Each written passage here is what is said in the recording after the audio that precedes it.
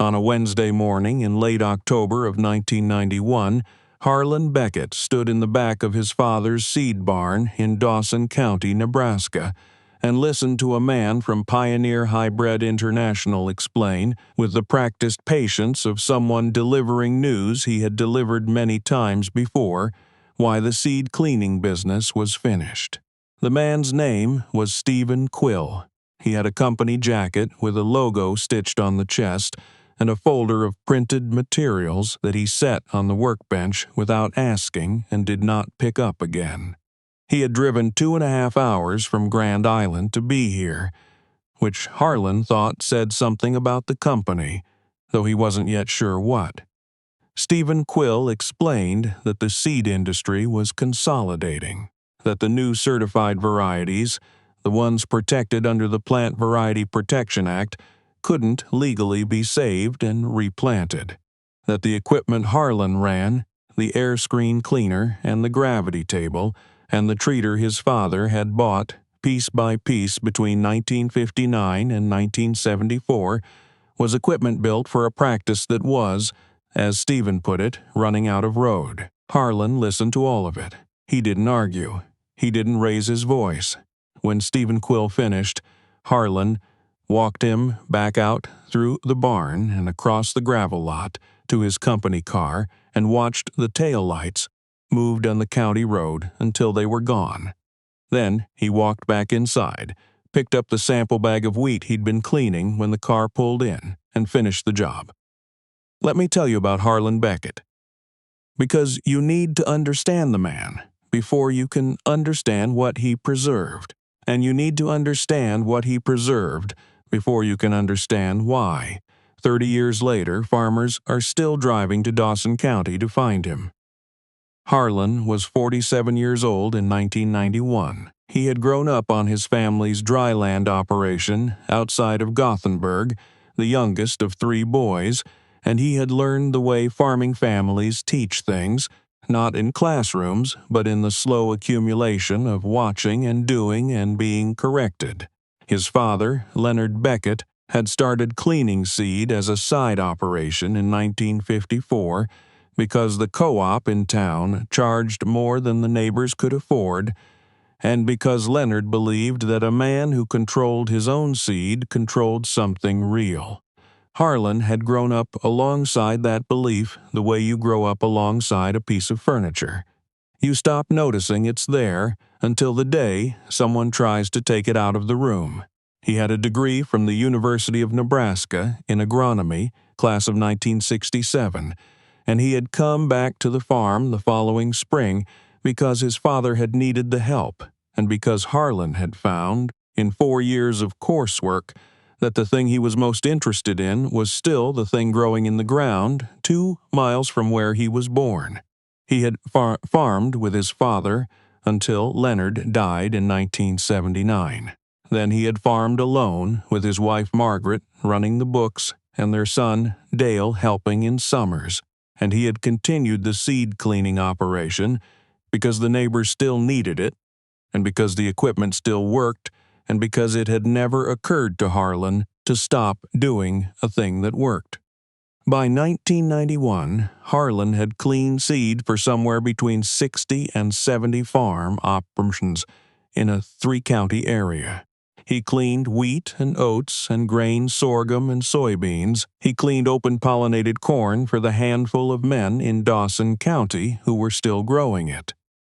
He knew the germination patterns of a dozen regional wheat varieties, well enough to tell you from a table run whether a sample had been stored wet or had taken heat damage in the bin. He knew which soybean varieties threw small seed and which ones ran uniform, and what the gravity table needed to do differently for each of them. He had learned all of this the way his father had learned it, which was by running the machines and paying attention to what came out. The filing system Harlan used was not elaborate. It was a green 3-ring binder on a shelf above the seed treater, and in it were handwritten notes on every variety he had cleaned since 1974, when his father had started letting him manage the operation on his own. The notes recorded the cleaning date, the customer name, the test weight coming in, the germination estimate after cleaning, the screen sizes used, the gravity table settings, and anything unusual he had observed. Some entries were 3 lines, some were half a page. The binder was 340 pages long by 1991 and had a second binder started next to it. That binder was what Stephen Quill had driven 2.5 hours to make irrelevant. Harlan kept cleaning. Let me tell you about what the seed industry looked like in 1991 because it matters, and because the version of it you might know from a distance is not quite the version that Harlan was living from the inside. The Plant Variety Protection Act had been law since 1970, but its practical effects on small-scale seed saving had taken years to fully arrive. By the late 1980s, the major seed companies had begun actively discouraging the practice of farm-saved seed through a combination of licensing agreements, variety withdrawal, and the steady replacement of older open pollinated varieties with protected hybrids and proprietary lines. A farmer who wanted to save and replant his own wheat seed wasn't doing anything illegal in most cases, but the varieties worth saving were getting harder to find. The cleaning services that handled them were getting fewer, and the economic logic of buying certified seed each year was being pushed hard by people with marketing budgets and company jackets. The cost of certified seed for a Dawson County operation of average size in 1991 ran somewhere between $1,200 and $2,000 per year, depending on what you grew. That was not a small number. But the number Stephen Quill was not presenting was the replacement cost over time, the accumulation of annual purchases compounding across decades, compared to the cost of cleaning your own seed from varieties you owned outright. Harlan had done that math. He had done it with several of his customers over the years, sitting at kitchen tables, and the results were not close. What the certified seed cost was certainty. You knew what you were buying. You knew the germination rate had been tested. You knew the variety had been evaluated in trial plots. What the farm-saved seed cost was knowledge. You needed to know the variety, know the storage, know the cleaning process, know the germination test, know what to watch for and what to discount. The seed company was selling a shortcut. Harlan was selling the knowledge to not need one. And in 1991, the market was voting pretty clearly for the shortcut. Let me tell you about what Harlan did between 1992 and 1995, because it was not what most people in his position did, and it explains why the story ends the way it does. While several of the other small sweeteners in the region were quietly selling their equipment or letting the business die for lack of customers, Harlan was driving. He put miles on his truck that Margaret said were going to be the end of the transmission, and she was not wrong. And he replaced the transmission in the spring of 1993 and kept driving. He was not selling, he was listening. He went to farm sales and stood in the back and watched what equipment moved and what sat. He went to the extension office in Lexington and read the variety 60 bits going back to 1965. He talked to older farmers, men in their 60s and 70s, who remembered varieties by name the way some people remember the names of neighbors, and he wrote down what they said.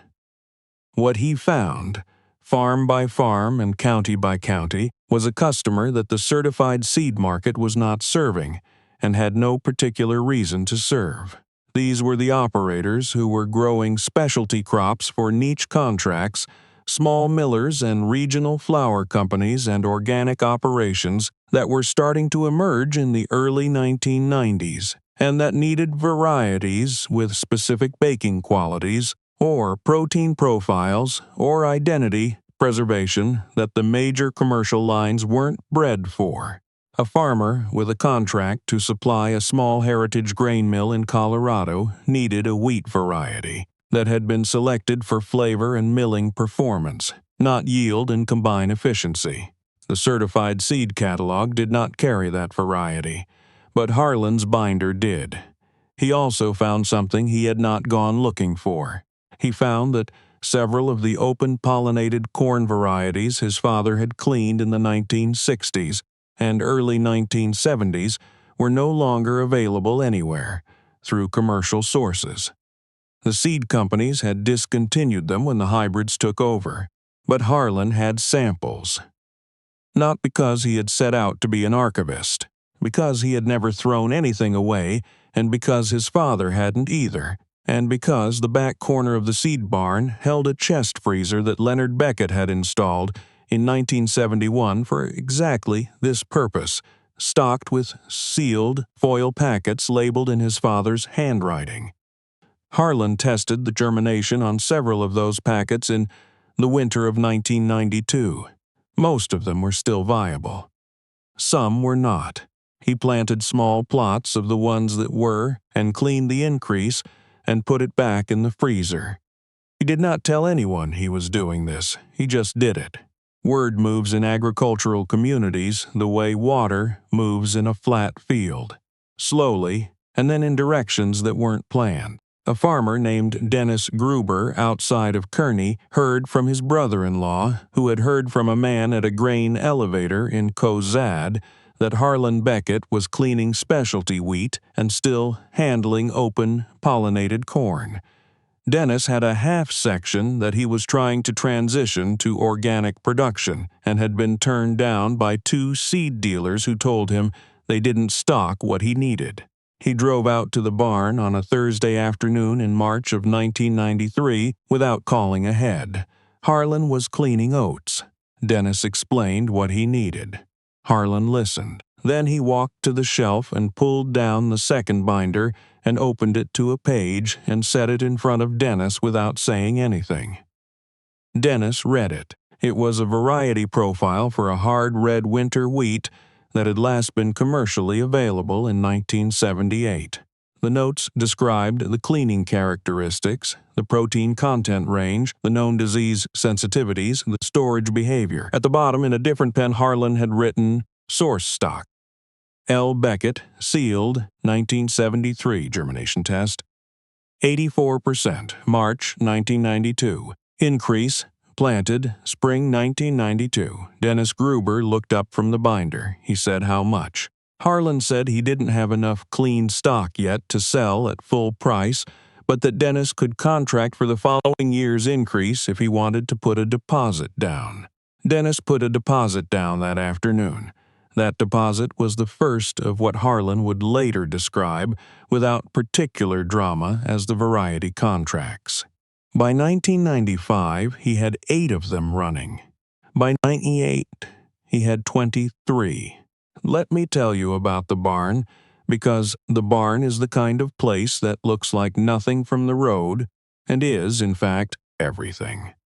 From the county highway, it presented as a standard Great Plains working barn, the kind that had been built in the 1940s and repaired without sentiment ever since.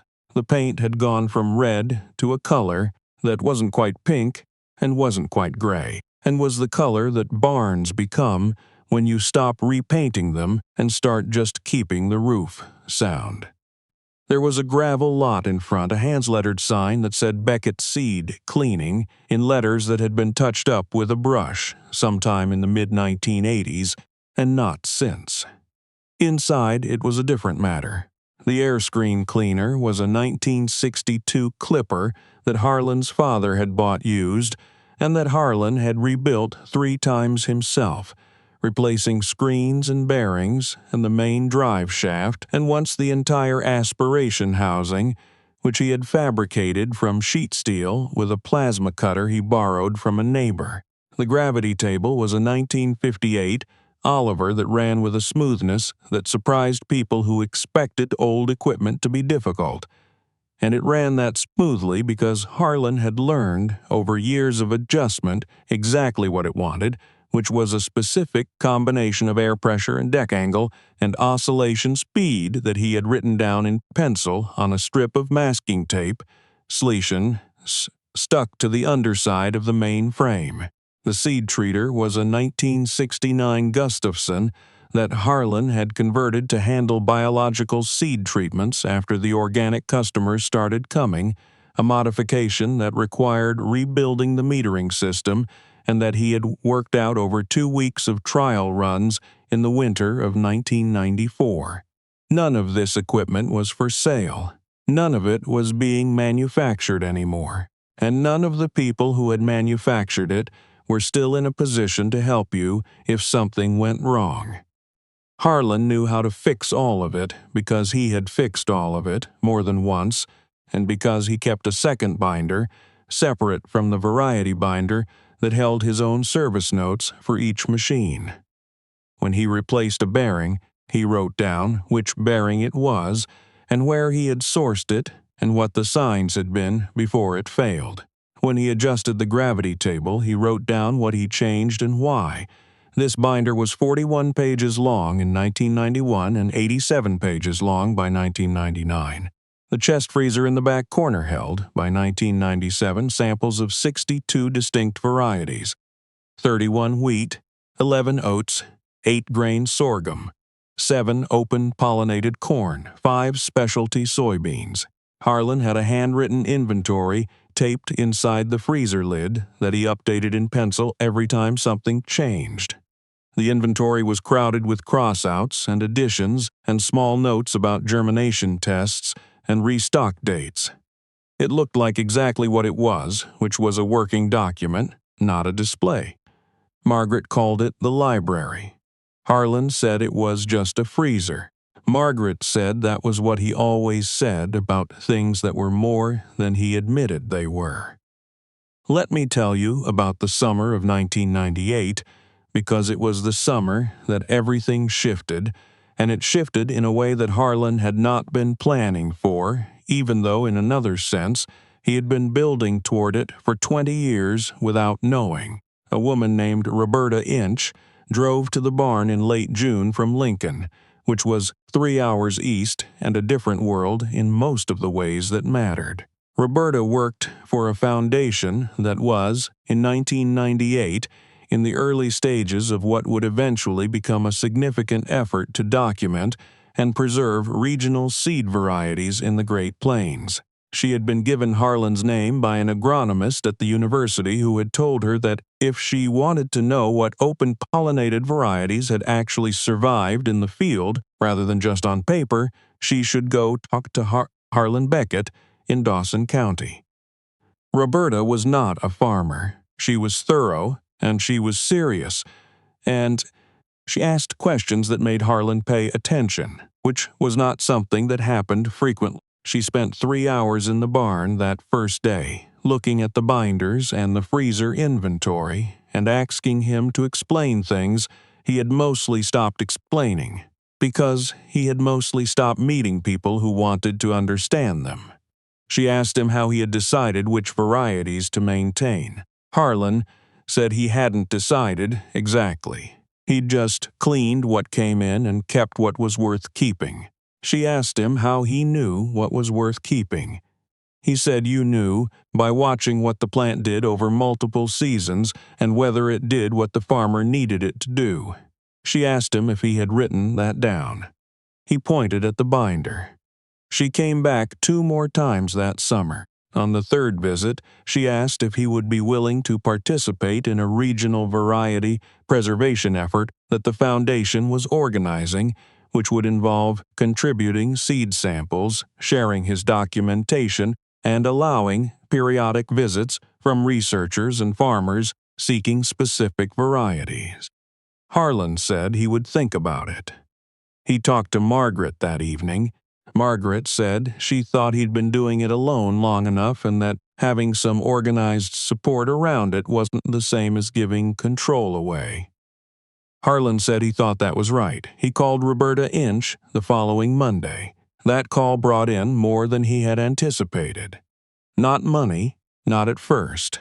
What it brought was a network, a community of farmers and researchers and small millers and specialty grain buyers who were, it turned out, looking for exactly what Harlan had and who had not known where to find it because the seed industry's marketing infrastructure had no category for a man with a 47-year-old chest freezer in a barn in Dawson County. Within 2 years, Harlan was shipping cleaned seed samples to 11 states. Margaret updated the books. The 1999 billing came to $62,000. It was the best year the operation had ever had. Stephen Quill did not drive back to revise his assessment. Let me pause here and ask you something. Have you ever seen an entire industry decide that a kind of knowledge was finished and then watched the person who held that knowledge simply continue, quietly, without fighting the industry, without writing anyone letters about it, just continuing to do the work every season because the land needed it done and because nobody else was doing it right? Because that is what Harlan Beckett did between 1991 and 1999. And it is worth sitting with for a moment, because the story is about to get more complicated, and the complications are important. Let me tell you about what was happening in the broader seed market in 2000 and after, because it provides a context that makes everything Harlan was doing look, in retrospect, less like stubbornness and more like clarity. The consolidation of the seed industry that had been underway since the 1980s accelerated dramatically in the late 1990s. By 2001, a small number of very large companies controlled the majority of commercial seed varieties available to American farmers. The emphasis in plant breeding had shifted almost entirely toward yield, herbicide tolerance, and the performance characteristics that were measurable in large-scale trial plots and sellable in national marketing campaigns. Varieties selected for regional adaptation, for specific baking or milling qualities, for flavor or identity preservation, were not priorities in that system. They could not be priorities. The system was optimized for scale, and the things Harlan's customers needed were, by definition, not things that scaled. The organic sector was growing during those same years. The market for heritage grains, for identity-preserved specialty crops, for varieties with known provenance and documented characteristics was growing. The farms that wanted to serve those markets were finding that the certified seed catalogs didn't carry what they needed, and the university extension services, which had once maintained regional variety trials going back decades, had been reducing those programs steadily since the 1980s. As the commercial seed companies increased their own research presence, and as public funding for applied agricultural research declined. What this meant in practical terms was that the knowledge of how to grow and clean and maintain regional varieties was concentrating in fewer and fewer places. Most of those places were old. Most of the people who held that knowledge had not made arrangements for what would happen to it when they were gone. Harlan had made some arrangements, not complete ones, but some. Let me tell you about 2003, because 2003 was when Harlan did the thing that surprised Margaret most in 40 years of marriage, which was that he asked for help. He was 59 years old. The operation was the busiest it had ever been. The variety contracts were running at 31 active accounts. The foundation network had brought in customers from as far as Oregon and North Carolina. Roberta Inch's organization had published a directory that included Beckett seed cleaning as a regional resource, and the directory had been circulated through the organic and heritage grain communities in ways that Harlan didn't fully understand but whose results showed up in his phone calls. Margaret had been suggesting for 3 years that he consider bringing someone in. Not to take over, to learn, to know what he knew. Harlan had been thinking about the binders, about the two of them sitting on that shelf, and what would happen to the information in them if something happened to him. He had thought about this with the same quality of attention he applied to germination tests, which was to say, he thought about it seriously and he thought about the answer before he talked about it with anyone.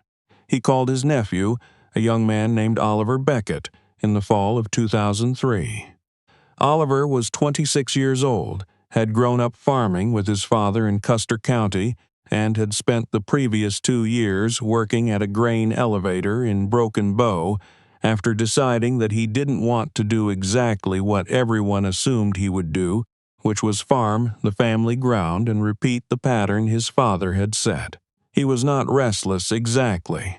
He was looking for something that fit differently than what he'd been handed. Harlan had watched this from a distance and thought he understood it. He offered Oliver a position for 1 year, renewable. He told him he wouldn't be cleaning seed right away. He would be watching Harlan clean seed, and he would be reading the binders, and he would be asking questions until he ran out of them, and then asking more. Oliver drove out the following week and never went back to the elevator job. The first month, Harlan had him do nothing but run germination tests, 72 samples over 4 weeks. He wanted Oliver to understand before he touched the machines what the machines were ultimately trying to accomplish. Oliver ran the tests, read the results, read the binder entries corresponding to each variety, and filled half a notebook with questions. Harlan answered every one of them. By spring, Oliver was running the air screen cleaner on wheat. By summer, he had the gravity table. By the following March, he could clean most varieties without supervision and was beginning to make adjustments without being told why and being right about it more often than not. Harlan took that as the indicator he had been waiting for. Let me tell you about the conversation that happened at the Dawson County Ag Lenders breakfast in February of 2006, because it is the conversation that most directly puts a face on something that had been faceless in Harlan's working life for 15 years.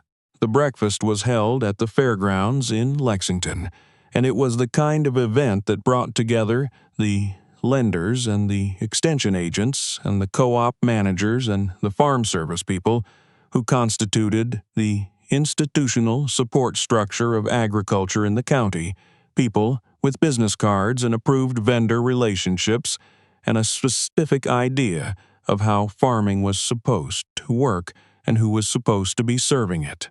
A man named Gerald Whitmore had been the loan officer at the Agricultural Bank in Guttenberg for 22 years. He was not a hostile man, he was a systematic man, which is a different thing, and the system he operated in had categories for things and nothing much for a seed cleaning operation that ran on antique equipment and a 2-binder filing system and a chest freezer full of varieties the catalog didn't carry. He had been aware of Harlan's operation for years in the way you are aware of something that doesn't fit the form you're working with. He hadn't been dismissive. He had simply not seen it. Gerald was seated across from Harlan at the breakfast, and the conversation turned, as conversations at agricultural lenders' breakfasts often did, to the state of inputs and the difficulty of margins, and the way input costs kept rising faster than commodity prices. Someone at the table mentioned the cost of certified seed and the way it had risen, and the limited choices available for certain specialty applications. Gerald said he didn't see a good solution for that on the horizon. He said the market was what it was, and the certified system had a lot of advantages in terms of standardization. Harlan said quietly that there were some alternatives that worked well for certain operations. Gerald looked at him. He said he was sure that was true for some niche situations. There was a pause of about 3 seconds. Then Gerald started talking about loan structures for equipment purchases. 2 years later, a farmer in Gerald's portfolio came to him with a request to finance a transition to organic production and a business plan that referenced a seed sourcing arrangement with Beckett Seed Cleaning. Gerald had to look up the address. He drove out to the barn on a Tuesday in April of 2008 without calling ahead. Harlan was running the gravity table on a hard red spring wheat. Gerald looked around the barn. He looked at the machines. He looked at the binders on the shelf. He looked at the chest freezer, which Oliver was opening to pull a sample. He asked Harlan how long he'd been operating out here. Harlan said since 1971, which was when his father had first let him run the equipment alone, though the operation had technically started in 1954. Gerald was quiet for a moment. Then he said he had a question he wanted to ask, and that it was a sincere question, not a polite one. He asked how many farms in the county were currently using Beckett for seed cleaning. Harlan said he'd have to check the ledger, but he thought it was somewhere around 40 actives in Dawson County, plus accounts in 7 other counties and 11 states. Ente sut. Gerald said he hadn't known it. Was that? Harlan said most people didn't. Gerald drove back to Gothenburg and called Harlan's number that evening. He said he wanted to discuss whether there were financing options that might help the operations expand its storage capacity. Harlan said he'd be happy to have that conversation. He said the waiting list for the spring run was currently at 9 weeks, and Oliver was already working 6 days. Gerald said 9 weeks sounded like a business with a market. Harlan said he had thought so for some time. Let me tell you about the years between 2008 and 2016 because they were the years in which what had started as a seed cleaning service became something harder to name and easier to understand. The recession of 2008 did to agricultural inputs what recessions do, which is to make farmers look carefully at costs they had been paying without full attention. Certified seed was one of those costs. The farms that had been quietly interested in alternative approaches found in 2008 and 2009 a financial argument that complemented the agronomic one Harlan had been making for 20 years. The phone rang more. Oliver hired a part-time assistant named Beck Tannehill from the VOAG program at the high school in Lexington, and Harlan spent 2 months teaching Beck the way he had taught Oliver, which was germination tests. First, Maschreisens always. The organic market expanded. The heritage grain movement, which had been marginal in 1998, was less marginal by 2012 and was beginning to be visible in ways that reached beyond the farming community into the food and restaurant world. Harlan had a standing order from a flour mill in Kansas City that had been growing every year since 2004. He had a contract with a seed company in Colorado that had started as a phone call from a woman who had read Roberta Inch's directory and wanted to know if the variety she was looking for was real or if it had been listed by mistake. It was real. Harlan had the germination records going back to 1992. He sent her a sample. She placed an order. She told her customers. The customers told other customers. The process was not fast, and it was not designed. It was the same process that had always worked for Beckett seed cleaning, which was that the right people found them eventually because there was nowhere else to go. Oliver was running the operation by 2014. Harlan was in his early 70s and still there every morning, still reading the gravity table's performance the way a musician reads an instrument, still adding entries to the binders in handwriting that had gotten slower but not less precise. They had by then maintained over 90 distinct variety lines. The chest freezer had been joined by 2 more, a standard upright and a second chest unit that Gerald Whitmore's bank had helped finance in 2009. Margaret kept the books in a spreadsheet by that point, but also kept the paper ledger because she said she trusted paper. The ledger went back to 1971. Let me tell you about 2018, because 2018 was the year the last of the companies that had supplied certified open-pollinated variety seed for specialty applications in the Central Plains announced it was discontinuing those product lines. The announcement came in a letter to existing customers explaining that the decision reflected strategic priorities and market concentration in higher-margin hybrid and biotech segments. The letter used words like portfolio optimization and resource allocation, which were different words than the ones Stephen Quill had used in 1991, but which meant the same thing. Oliver read the letter. He brought it out to the barn and set it on the workbench. Harlan read it once. He set it down. He picked up the wheat sample he had been working with and carried it to the gravity table. Oliver asked him what he thought. Harlan said he thought it was hard on the people who'd been working in those product lines.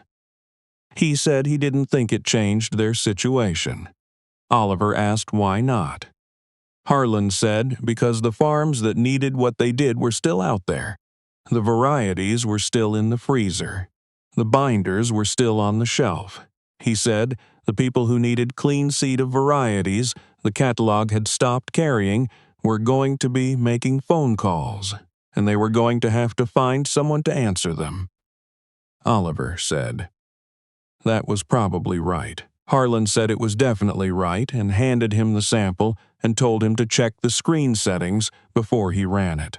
Let me tell you about the afternoon in September of 2021 when Gerald Whitmore drove out to the barn for what turned out to be the last time before Harlan stepped back from the daily operation, because it closes a loop that had been open since a breakfast at the fairgrounds 15 years before.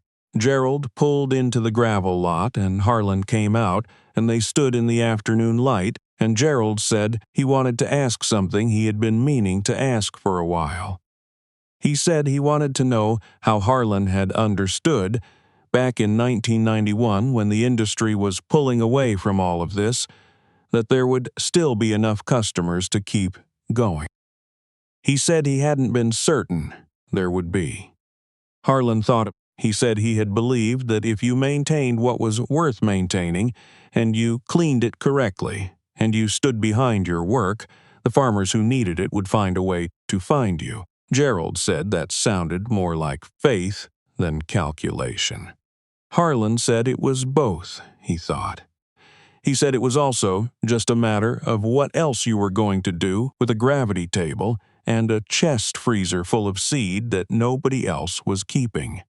Gerald laughed. He said he supposed that was a factor. Harlan stepped back from day-to-day operations in the spring of 2022. The binders on the shelf held 412 pages in the first volume and 263 in the second. The chest freezers held 94 variety lines.